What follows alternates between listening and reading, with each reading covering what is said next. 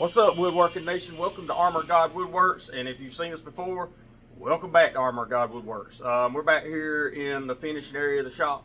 Got this stack of office furniture set up behind me, and we're in the process of staining this top. Now, this top goes on a three-piece desk, and the center is going to be kicked out 2 inches, so it's got a nice little offset in the top, and it just gives a little bit of dimension whenever you're working with something this long. It's the overall width of the desk is 111 inches. And so whenever you're working with something that big, straight lines just look boring. So we got a little offset. You can see it right here. And then there's one on the other side that'll accept the center part, which is that piece sitting over there.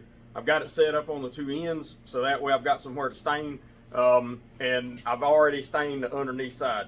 So this video today is like a how-to of properly staining material. Now this material that we're using right here is Knotty Alder.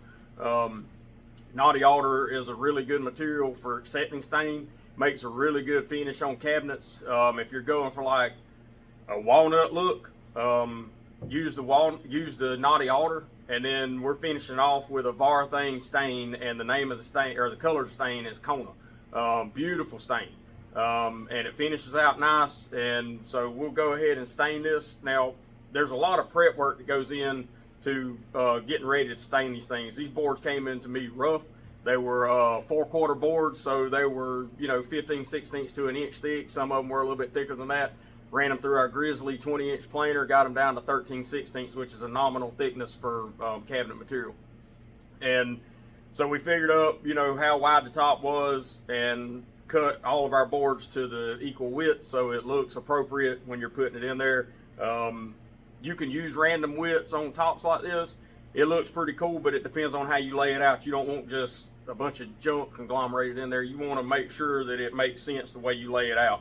Like if you've got some thin ones, you want them properly spaced, or narrow ones, you want them properly spaced between, so it doesn't look like you just went in there and just threw them together just to build a top. You want to make it like you really thought about it and made this thing look absolutely beautiful.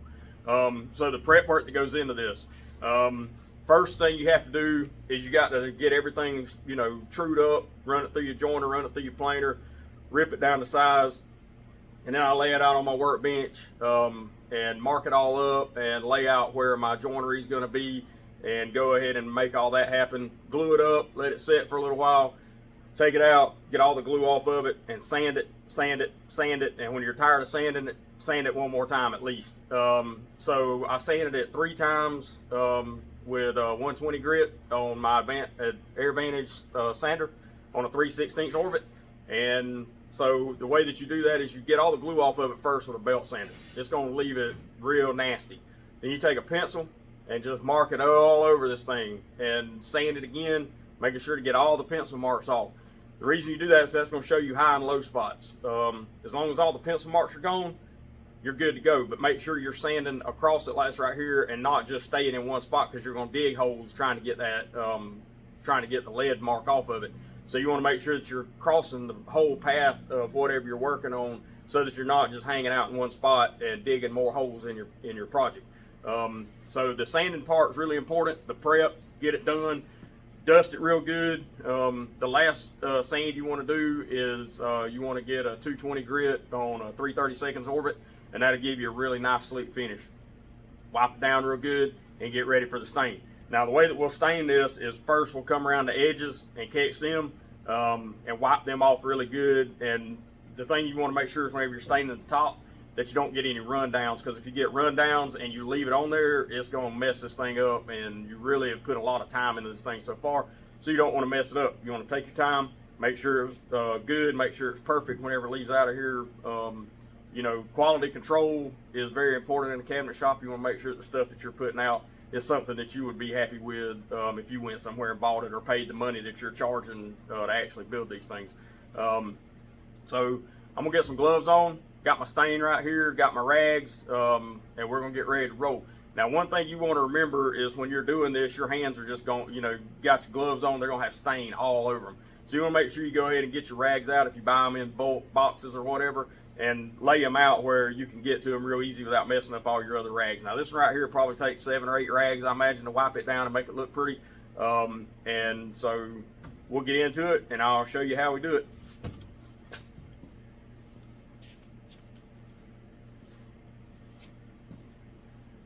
These are the gloves we use. They're just black latex, nothing special about them. We buy them off of Amazon. They're really good. They're, you know, use them, throw them away, no big deal. Make sure they're on there nice and tight.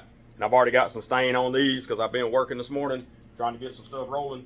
So the first thing I want to do is I'm going to take a sponge brush like this, and I've already used this on the back, and I'm going to go around the edges and get them caught in, and then we'll come back and then we'll roll the rest of it. So what I do is I got my stain on this little rolling cart, and I put it in a, you know, just a roller pan, and that's how I do the stain going around. So you just get a little bit of stain on your brush. Now the most important part of this is your wipe down, because your wipe down is going to even out the product. And so if your wipe down's good, your product's going to look good, because you want it to blend all the way around. Now this Kona stain made by Varthane is very forgiving. So you can leave it there for a little while and actually come back and wipe it off, and the color doesn't change. You really don't want to leave it till it gets tacky, because if it gets tacky, it's really hard to clean up then. You're really going to have to put some elbow grease in it to clean it up. But if you go ahead and get it while it's nice and wet, wipe it off. You're not trying to wipe it all off, you're just trying to get a consistent color. And it's easy to get a consistent color with this stain. With all the Varthane products, I've been using them for a while. I used Czar for a little while, but it got to where we couldn't get it where we live. And I don't know why they don't supply South Georgia anymore. So, you know, I don't know if it was the gnats or the heat, but it's one of them probably. So I'm getting a good consistent color going around this thing. We'll just continue all the way around it, and then we'll come back and roll the top.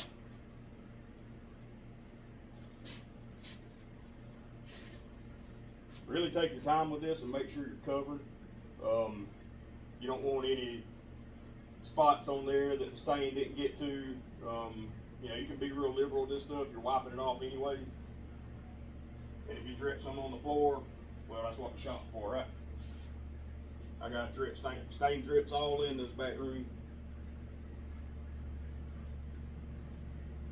Just like you see a mechanic shop that ain't got any oil in the floor, it probably ain't doing anything. And I join right here, so I'm going to start right there wiping off and making sure I'm getting a good consistent color all the way across, and blend it back in. Don't just start right there and wipe it back. You want to blend it all the way across, because this other side's already been stained and it started drying. So if you just start right there and come back, you're going to have a line in your finish. And anywhere your cloth touches, make sure you're wiping that thing down, because you don't want to leave a splotch on the top of it. And just take your time and have fun with it. Woodworking's about having fun and learning new things. And don't be afraid to mess up. Because if you're afraid to mess up, you're never going to get any better. Because you're never going to try anything new. So just make sure you're not afraid to mess up. Make sure you're trying new stuff and learning new things, and you'll be successful. And always remember, the first thing that you have to do is keep the Lord Jesus Christ in your work at all times. That's the most important thing I figured out. If Jesus is with you and you love God and you've got a relationship with God through Jesus Christ, then you're going to be good to go. And I'm not saying it's always going to be easy, because it's not. It's not always easy, but it's always worth it. You're never alone. But you can see how smooth this stain's going on there. And all I've got, I think this is a little 4-inch roller. It's got a pretty thick nap on it. But it spreads this stain I'm talking about. It puts it on there really nice. And you have a limited waste of product too. I mean, you could go through here and try to brush this stain on here, but it's going to take you so long. It'll probably take you twice the amount of time to brush this as it will to roll it, because first of all, your brush doesn't hold as much. You can't cover as much area, and everything's going to start drying out on you so fast, just because of the amount of time it takes to cover. Like the area I'm covering just with one pass of this roller, it'd take me twice as long to do that with a brush, if not longer. So a lot of a cabinet shop is time management. You know, if you're charging a base price for something, the less time you have in it, the more money you're making. But you also want to make sure that your quality is as good, but you're using products to help you save time, and you're using tools to help you save time. And with all that stuff, it costs money. It costs money to have the tools. It costs money to have the knowledge. So take that into account too. You don't let anybody steer you in the wrong direction and try to cut your prices just because they think you're more expensive. Don't ever try to compete with a cheap guy. You can't do it. The cheap guys are always going to be out there. Keep your price where you want them, where you're comfortable, where you can make a living, and your clients will come. Everybody's idea of cheap and expensive is different.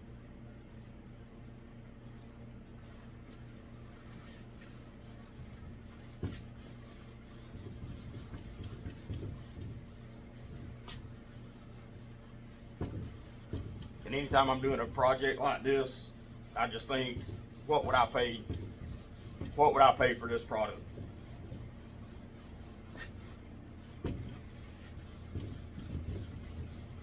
And if people don't want to pay it, then there's somebody else out there that will. Just keep your head in the game.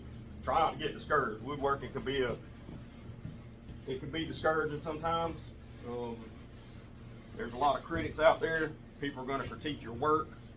They're going to think they can do it better than you can, and chances are they probably can't do anything, to be honest with you. The biggest critics in life really don't know a whole lot about doing anything. They have an idea about how something should be done, but they've never done anything. That's a big difference. When you're taking all the risk, somebody just comes in there and, tries to trash you. I see it all the time on Facebook. These people put their work on carpentry forums and stuff like this, and people are just eating them up, and I don't understand that. We're out here to encourage each other, because we're in a dying trade, fellas. But we're out here to encourage each other, and if you're trashing somebody's work, that ain't cool in my book, man. And if you're trashing somebody's work, I want to see your work. What can you do? Because most of the people that you see trashing other people's work, you never see any of their work. They're out there trash talking, probably in their mama's basement or something. Couldn't build themselves out of a wet paper sack, and they're in there talking trash about somebody that's out there getting with it and trying.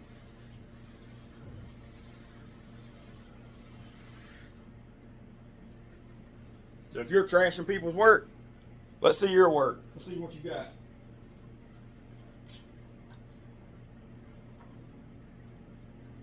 But don't ever let people discourage you, man. It's not what we're here for. Or it's not what I'm here for. I want to encourage people. If you're trying something new, man, just get after it. Just get in there and get after it. If you've never turned on a saw, the first step to learning anything, especially with power equipment, is turning the saw on. All the equipment in our shop, we self-taught. We learn how to do it because we like our style. We like the way we do stuff.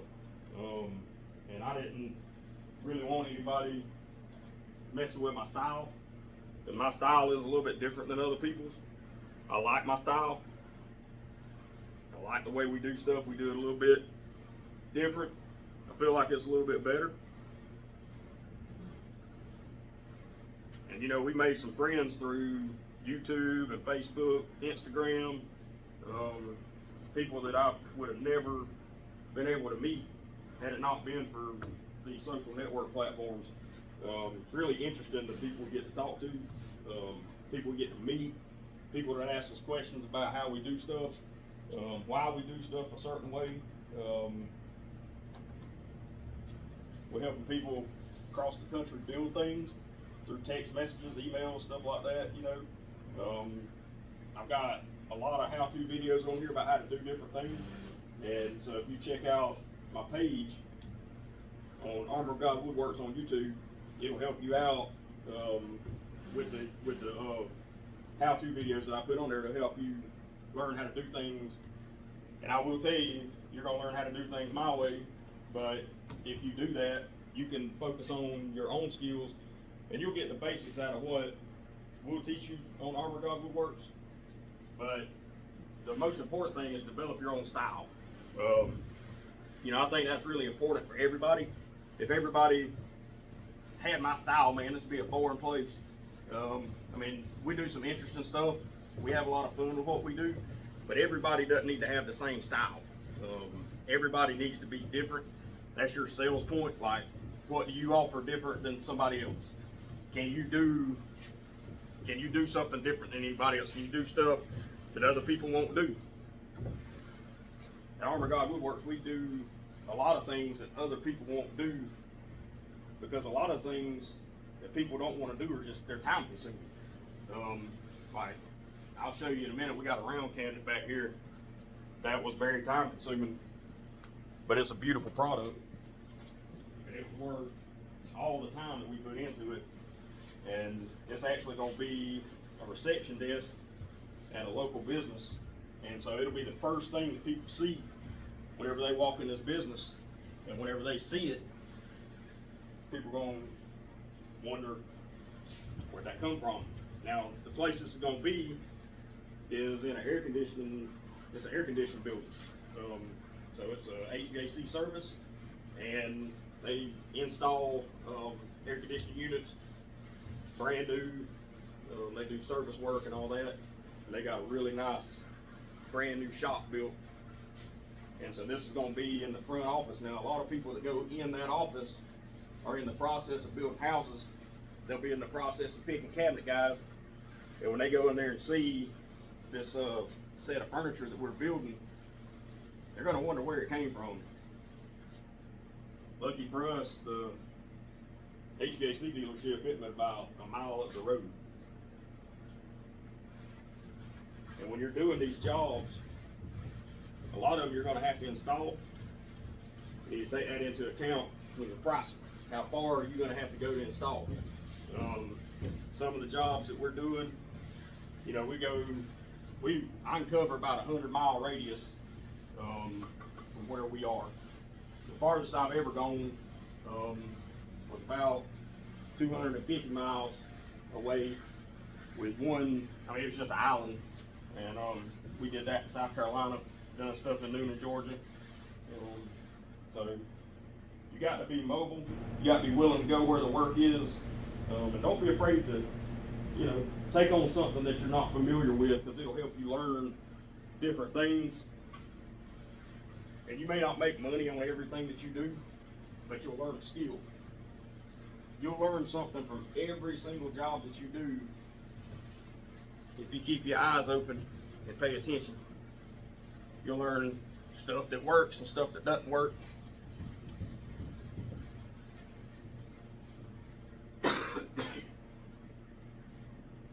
All right, now that's pretty well marked that or locked down and everything. I got a couple spots in here that I got to touch up. No big deal. If you want to go back over and double check, make sure you don't have any light spots. There are a few knots in here that, you know, this is knotty auto. So I didn't fill every hole. I filled the biggest ones, but I left some of them on there so you can get the knotty part of it. But you don't want to leave any big holes. I mean, this is a working desk, so you know you want it to be as usable friendly as possible. Because if they're on here writing and stuff like that, and they got a contract on the desk, and they go on it with their pen, and their pen goes through the paper because it hit a hole in the desk, you kind of need to watch out for stuff like that. So think about the project and the end result for what everything's going to be being used for, so that you can make sure that you give the best product that you can. Now, I wiped this thing down one time, and I went and got a fresh rag with no stain on it, and I'm going to come back and wipe it again so that I make sure that I don't have any overlaps, make sure everything's smoothed out like it's supposed to be. and make sure my color is consistent all the way across it.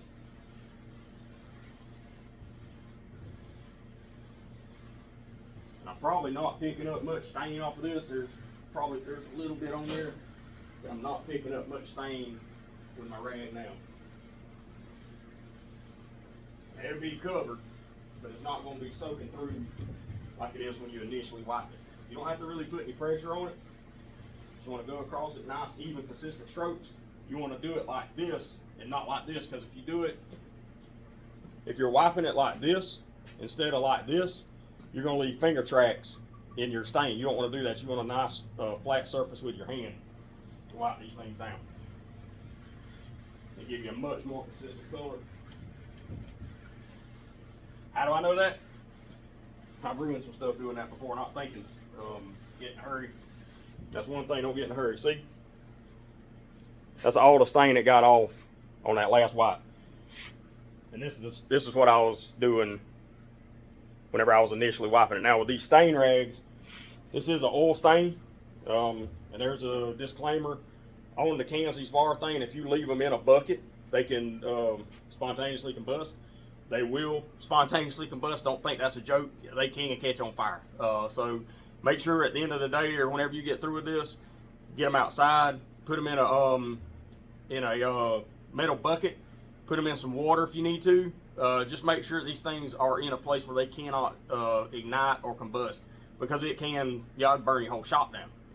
So you want to make sure that doesn't happen, because that could be terrible. So I'm going to take my gloves off, and I'm going to show you how this thing will look when it's finished. Now I got one top right over here, and this one's finished. So it's the same color, same wood. Turned out beautiful. It's got 2 coats of 30 sheen lacquer on it. Put the first coat on there, sand it down to 220, and then come back over it again. Now it is a little bit dusty. You can see how I'm wiping it off with my hands right there. So I'll get some of this dust off, because our shop does get dusty. We're in there building some other stuff now. So that's what the finish looks like. Now you can see the rest of it. I'll wipe it down, get all the dust off of it when we get ready for install. So one thing I did want to show you is we'll come all the way back here. And this is just some of the stuff that we're working on now. See if I can get through here without tearing something up. And these are some of the other cabinets that we're doing for that same place with the furniture. And this is the round cabinet that we've done right here. I'm gonna move some stuff around so we get over here to the front.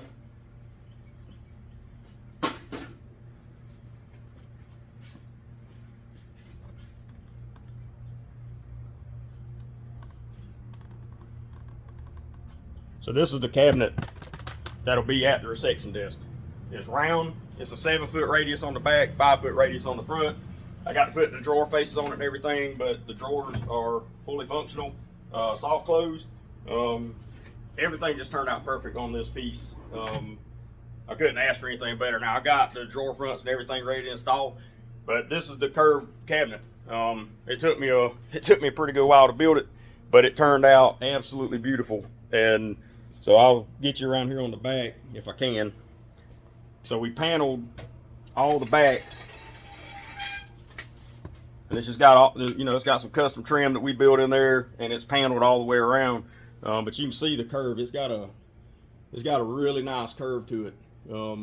So this is one of those things where we were asked to build something curved, and so we took our chance and built it.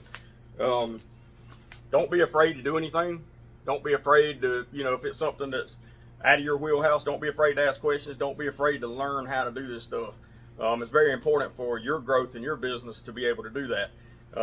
First and foremost, keep Jesus Christ number one in your life. That's the most important thing I can tell you. That's the biggest message that we can send out from Armor of God Woodworks. Keep God first in your life, man. It's the most important thing. If you're focused on God and you got a good relationship with God through Jesus Christ, man, there is no better life that you could live. Even whenever you come upon problems, you're going to be able to work through them a lot easier knowing that you got Jesus Christ behind you and that you got somebody that you can talk to. If y'all have any questions about salvation, if you have any questions about faith, if you have any questions about my testimony and my walk with Jesus Christ, I'll be glad to share it with anybody. I think it's a phenomenal story. It's very interesting where I was in my life 15 years ago, 10 years ago, and even 5 years ago, and where I am now with my relationship with Christ. So if any of y'all have any questions, I'll be glad to answer them for you, because the main thing we want to do is we want to lead people to Jesus Christ. We want to make disciples of all nations. That's the last thing Jesus told us to do, was to go forth and make disciples of all nations. If you're interested in doing that, if you're interested in your walk with God through Jesus Christ, reach out to Armor God Woodworks. Reach out to me. I'm Casey. Be glad to talk to you. You can find me on Facebook, Lumberjack. You can find me on Instagram, Lumberjack_AOG. Be glad to talk with you, emailing back and forth, whatever, texting, I don't care. But we just want you to be saved, and we want you to receive the grace and mercy that we've received through our Lord and Savior Jesus Christ. So anyways, I hope y'all enjoyed the video. Hope you enjoyed the little ministry message that we had there. If you want more, give me a thumbs up, like, subscribe to Armor God Woodworks. I'm gonna try to be putting out more videos. Had some health issues last year and just didn't really feel like doing any videos. I didn't feel good. I just didn't. And I'm sorry if you missed me. If you've never seen me before, welcome to the show. And we'll try to get out some more content here as soon as we can. But anyways, give me a like, give me a subscribe, and we'll catch you on the next one.